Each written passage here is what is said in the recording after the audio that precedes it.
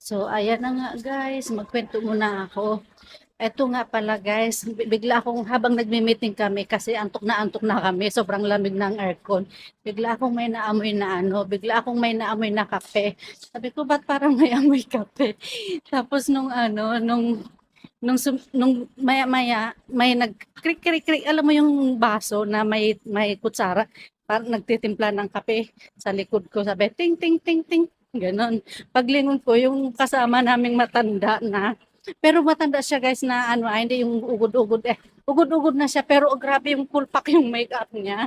Tapos paglingon ko, yung kasama namin nagtimpla ng kape. Tawa ako ng tawa.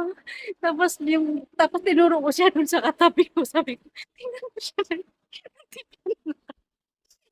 Kapag nagmi-meeting, nagtitimpla ng kape. Sobrang nakakatawa guys. Tapos may mga matatanda kaming kasama. Yung tatlo, hindi sila magkakilala. Doon lang sila nagkakilala. Tapos ano sila, nag-uusap sila. Habang nagmi-meeting, nagbubulungan, nagtatawanan. Parang walang naririnig na meeting. Maya-maya sila sinisigawan ng ano. Maya-maya sila sinisigawan ng nagmi-meeting sa amin. Ang kukulit.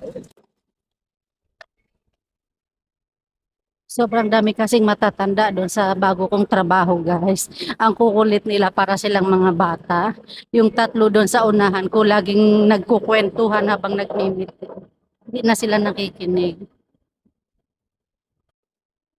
Hi guys, update nga tayo sa bago kong trabaho. Kahapon nga pala ang gulo-gulo doon sa pinag-trainingan namin.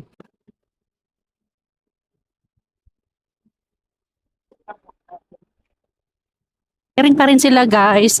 Hiring pa rin sila kasi marami silang kailangan. Sa mga ano lang, para lang sa mga Singaporean, katulad ko na PR, tapos long-term visit pass. Long-term visit pass yung mga na-invite siya ng mga asawa niya, kapatid niya, yung mga ganun, ng nanay niya, mga ganun yung long-term. Magsi-CR lang ako. Ngayon na nga guys, nandito na ako, papasok na ako dun sa trabaho ko. Ano sila dito? Walang katao-tao dito sa lugar na to, kami lang. Ayan mga ano, mga empleyado. Ang lawak nito. Dito ako tumatambay guys. Ayan, kailangan mo siyang pindutin. Dito ako tumatambay.